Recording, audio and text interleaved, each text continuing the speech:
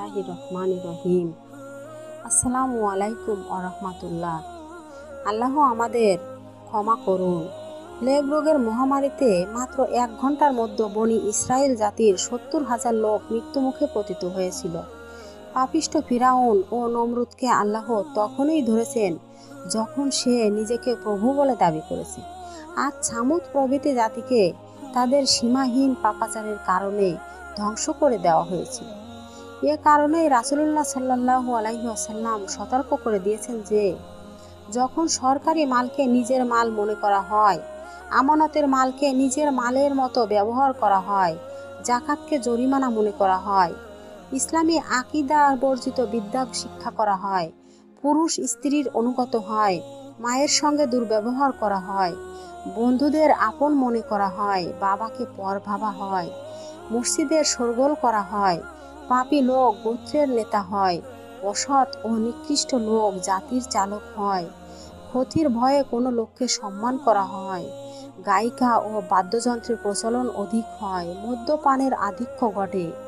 পরবর্তী সময় লোকেরা পূর্ববর্তী লোকদের বদনাম করে, তখন যেন তারা অপেক্ষা করে লু হাওয়া, গরম বাতাস, ভূমিকম্প, ভূমিধস, মানব আকৃতি বিকৃতি, শিলাবৃষ্টি, রক্তবৃষ্টি ইত্যাদি কঠিন আযাবের, যা একটার পর আরেকটা আসতেই থাকবে। যেমন হাড়ের সুতা ছিঁড়ে গেলে মুক্তার দানাগুলো একটার পর একটা পড়তে থাকে। তিরমিজি।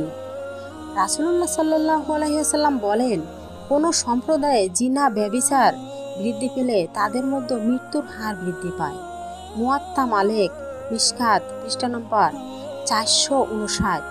এখন স্বভাবতই আমাদের মনে প্রশ্ন আসতে পারে, সাম্প্রতিক কালে যে হারে দেশব্যাপী ধর্ষণ, গণধর্ষণ, ব্যভিচার, পণ্য আসক্তি, পরকীয়া ও অবাধ যৌনাচার চলছে, এই মহামারী কি আমাদের পাপের গজব? প্রশ্ন আসতে পারে, আল্লাহ কেন এই নিরপরাধ মানুষগুলোকে এভাবে যন্ত্রণা দিলেন, কষ্ট দিলেন, মৃত্যু দিলেন? ঠিক এই রকমেরই মুহূর্তগুলির জন্যই শয়তান অপেক্ষা করে। শয়তান তো এটাই চায় যে এইসব প্রশ্ন যাতে আমাদের অন্তরে জাগ্রত হয়।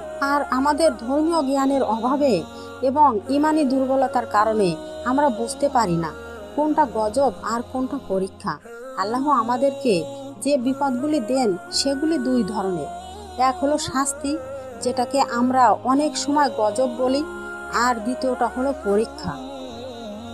আল্লাহ মানুষের উপর তখনই গজব পাঠান যখন মানুষ পাপ কাজ করে। অন্যদিকে আল্লাহ মানুষকে পরীক্ষা করেন তার জীবনের বিভিন্ন পর্যায়ে। এই পরীক্ষা 2 ভাবেও আসতে পারে।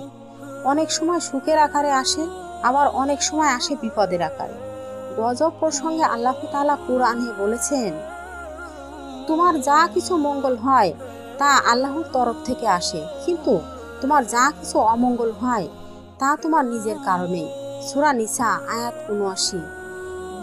তোমাদের যে বিপদ আপদ ঘটে তা তো তোমাদের কৃতকর্মেরই ফল, এবং তোমাদের অনেক অপরাধ তিনি ক্ষমা করে দেন, অর্থাৎ না হলে তোমাদের আরো অনেক বিপদ আসতো। সূরা শুরা আয়াত ৩০। অন্যদিকে আল্লাহর পরীক্ষা সম্বন্ধে রাসূলুল্লাহ সাল্লাল্লাহু আলাইহি ওয়াসাল্লাম বলেন, আল্লাহ তো যখন কাউকে ভালোবাসেন তখন তাকে পরীক্ষা করেন। যার ধৈর্য আছে সে ধৈর্য ধরবে, আর যে দুশ্চিন্তাগ্রস্ত সে দুশ্চিন্তাগ্রস্ত হবে। আহমদ। যদি আপনি আল্লাহর কোনো হুকুম পালন করতে যেয়ে বিপদের সম্মুখীন হন তো এটা পরীক্ষা। অন্যদিকে যদি আপনি কোনো পাপ কাজ করতে যেয়ে বিপদে পড়েন তাহলে এটা আল্লাহর গজব। আবার একই ঘটনা একজনের জন্য গজব আর আরেকজনের জন্য পরীক্ষা হতে পারে। যেমন করোনা, ডেঙ্গু, দুর্নীতিবাজ, দায়িত্বপ্রাপ্তদের জন্য গজব। অন্যদিকে করোনা, ডেঙ্গু আক্রান্তদের জন্য হয়তো আল্লাহর তরফ থেকে পরীক্ষা। একটা উদাহরণ দেই, আপনি যেমন দীর্ঘমেয়াদী স্বাস্থ্য সুরক্ষার জন্য আপনার বাচ্চাটাকে টিকা দিয়ে সাময়িকভাবে কষ্টের মধ্যে ফেলেন, দয়াময় আল্লাহ ঠিক তেমনিভাবেই মুমিন বান্দাদের এবং অনেক ক্ষেত্রে অবুঝ শিশুদেরকেও ভয়ঙ্কর অসুখ দেন, কষ্ট দেন। এর ফলে তারা এই ক্ষণস্থায়ী পৃথিবীতে কিছুদিনের জন্য হয়তো কষ্ট করবে, কিন্তু এর বিনিময়ে পাবে চিরস্থায়ী জান্নাত। তাই করোনা ও ডেঙ্গু মহামারীতে পড়ে যেসব মুসলমান নিহত হয়েছেন ইনশাআল্লাহ তারা শহীদের মর্যাদা পাবেন এবং পরকালে জান্নাতবাসী হবেন। আর যারা আক্রান্ত হয়েছেন, মৃত্যুর সাথে লড়াই করেছেন, আল্লাহ তাদের সব গুনাহ মাফ করে তাদেরকে নিষ্পাপ করে দিচ্ছেন। কেননা রাসূলুল্লাহ সাল্লাল্লাহু আলাইহি সাল্লাম বলেছেন, যে ব্যক্তি আল্লাহর রাস্তায় নিহত হয় সে শহীদ, যে ব্যক্তি ভবন দোষে মারা যায় সে শহীদ, যে ব্যক্তি মহামারীতে মারা যায় সে শহীদ, যে ব্যক্তি পেটের পীড়ায় মারা যায় সে শহীদ, যে ব্যক্তি পানিতে ডুবে মারা যায় সে শহীদ। মুসলিম মিশকাত 3811।